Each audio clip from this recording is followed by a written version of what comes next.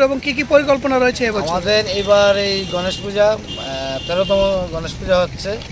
আমরা 2012 থেকে শুরু করেছিলাম পুজো, প্রতি বছরের নয় এবার আমাদের পুজো শুরু হতে যাচ্ছে আগামী 5ই সেপ্টেম্বর থেকে পুজো হবে। 7 তারিখ 5ই সেপ্টেম্বর আমাদের পুজো উদ্বোধন হবে এবং আমাদের পুজো চলবে 14 তারিখ অবধি। কী রয়েছে প্রোগ্রাম?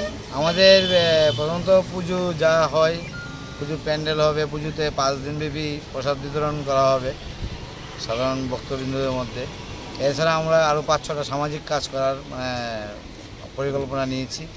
তো আমরা এই যেরকম ব্লাড ডোনেশন ক্যাম্প, অনাথ আশ্রমে গিয়ে কিছু দান করা, এরকম বিভিন্ন সামাজিক কাজ আমরা হাতে নিয়েছি। দেখা যাক আমরা কতটা করতে পারি।